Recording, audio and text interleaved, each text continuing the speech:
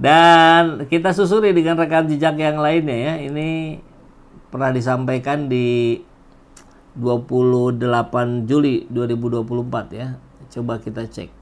Ini bagaimana mengerikannya judol yang dikendalikan oleh orang Indonesia tapi teknisnya ada di Kamboja. Ini sebenarnya masih ada fun fact sih. Apa tuh? Satu lagi ya. Satu fun fact nih. Jadi setelah berbulan-bulan kemudian tulisan itu sudah terbit gitu kan, kita kan judulnya WNI kendalikan judi online dari Kamboja. Gue dapat informasi dari wartawan asing di Kamboja, pantulan bahwa si orang ini ternyata udah dapat kewarganegaraan Kamboja. Oh, jadi double dia. Terus ya, tapi ini informasi awal. Oke. Carilah kita dokumennya, kita oprek itu dokumen kependudukan kerajaan Kamboja. Dapat, dia sudah dapat nama Khmer, dia sudah dapat kewarganegaraan Kamboja. Pertanyaannya, kewarganegaraan Indonesianya, gue yakin belum dilepas. Jadi masih ganda ya? Masih ganda. Jadi ini PR nih buat pemerintah. Nah, kalau pemerintah mau nyasar ke orang ini, gitu loh, sebenarnya dia sudah menyiapkan exit emergency sebagai orang sana, kabur ke sana, gitu, dapat suaka di sana. Tapi kewarganegaraan citizennya di sini nggak dicabut tuh, sementara properti dia udah di mana-mana di sini. Ya, tentu ini tampak sekali bukan membahas tentang Budi Ari, tapi pengusahanya. WNI yang mengendalikan judi online dari Kamboja sudah punya 2 kewarganegaraan, siap-siap kalau nanti akan terciduk dia tinggal berganti warga negara. Dahsyat ya, ini hasil investigasi Kompas. Kita lihat lagi rekam jejak yang lain tentang Budi Ari yang sudah tahu siapa saja nama-nama yang mengendalikan judi online. Ngomong-ngomong bandar-bandar tuh ada nggak ya? Apa? Semua udah tahu orang-orangnya cuma 5 orang paling. Hah? Di Indonesia dia ngatur cuma 5 orang. Wow. Udah ketahuan. Udahlah. Makanya saya udah bilang berhentilah. Kasihan dong rakyat. Ya udah 5 itu aja disasar aja, disikat aja kan? Hanya penegak hukum lah kalau itu. Bukan urusan Kominfo ya? Urusan Kominfo. Kominfo kan pokoknya mencegah. Iya. Kita sudah berbuat maksimal sesuai kewenangan kita. Ya, sudah berbuat maksimal sesuai kewenangan katanya. Jadi dia melemparkan itu ke kepolisian. Ngomong bandar-bandar tuh? Nah, adanya 5 bandar judi online yang sudah diketahui namanya yang pasti oleh Budi Ari, tapi tidak ada pergerakan yang progresif. Maka wajar kemudian kecurigaan bermunculan, apalagi ditambah fakta persidangan yang menunjukkan bahwa justru Budi Ari meminta jatah 4 juta berarti ya, kalau dari 8 juta berarti 4 juta karena 50% dari pengamanan judi online. Nah, ini pernah dipanggil juga Budi Ari ya. Coba kita dengar reaksinya ketika dipanggil di kepolisian apa kejaksaan ya. Pak Budi juga diperiksa kalau bisa sama polisi gimana? Satu, saya fokus urus koperasi dan rakyat.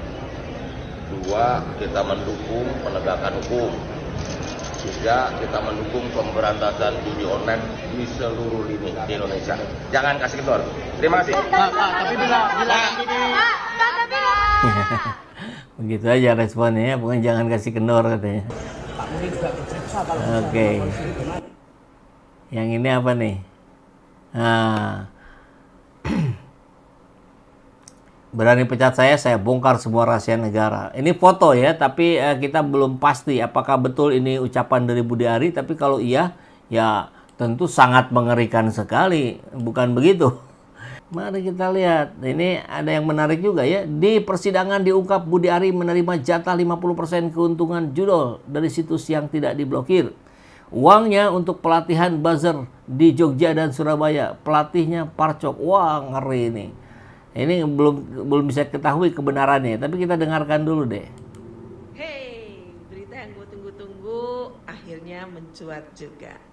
Dalam sebuah persidangan mengenai urusan judol, Budi Ari disebut terima 50% dari situ.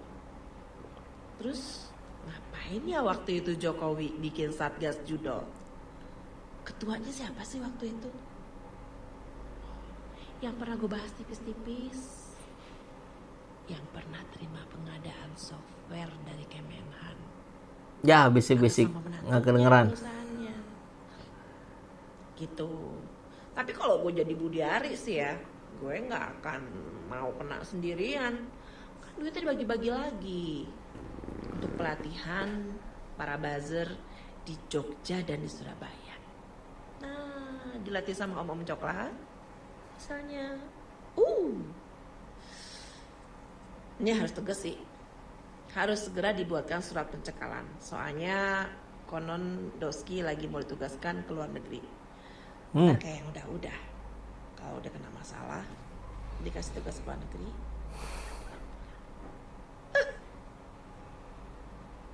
Basi. Mau keluar negeri katanya, hati-hati. Ya, kita coba analisis ya dari Menteri Digital kini diduga menjadi dapat cuan digital. Skandal ini seolah menyatukan dua dunia yang ironis, digitalisasi dan kriminalisasi. Nama Budi Ari yang dikenal publik sebagai mantan Menkominfo muncul lagi dalam dakwaan kasus situs judi online. Dan yang bikin heboh, diduga terima 50% fee dari aktivitas pengamanan situs-situs tersebut. Kalau ini benar, maka yang semula dibayangkan publik sebagai pemimpin dalam pemberantasan judi online justru bisa jadi aktor pengamanan dari praktek haram ini. Ironi zaman digital yang memegang kunci justru membuka gerbang untuk para penjudi. Nah, kemudian apa yang bisa kita ungkap di sini?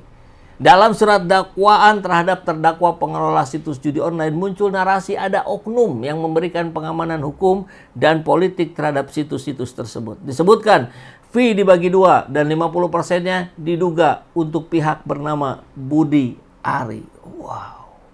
Tentu saja hal ini belum terbukti secara hukum, tapi secara politik ini adalah bom waktu. Bisa mengguncang legitimasi dan narasi bersih yang selama ini dibangun pemerintah terhadap dunia digital. Dan terutama Menkom Digi. Ini penting karena Budi Ari bukan figur biasa. Ia mantan Menkominfo, dia ketum Projo, organisasi relawan Jokowi yang punya kekuatan politik besar. Kalau terbukti ini bukan sekedar skandal hukum, ini juga skandal moral dan politik.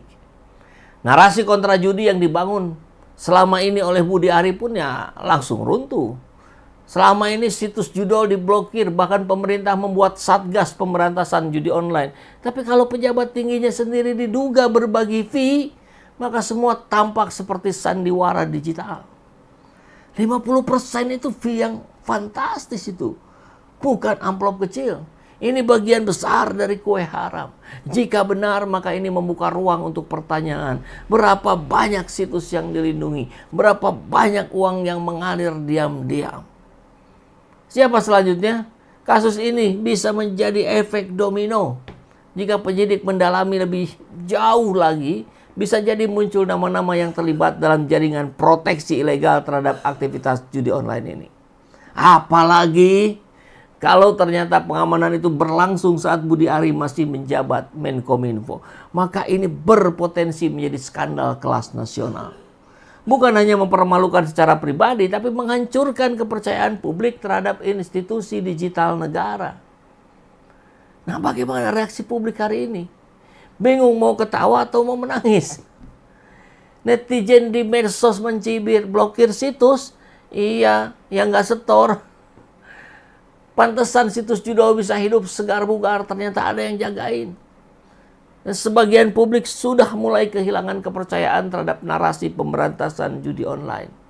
Yang terlihat selama ini ternyata hanya di depan layar. Di belakang mereka sedang terjadi tawar-menawar di ruang gelap. Maka pertanyaannya ini Menkominfo atau Menkomisi?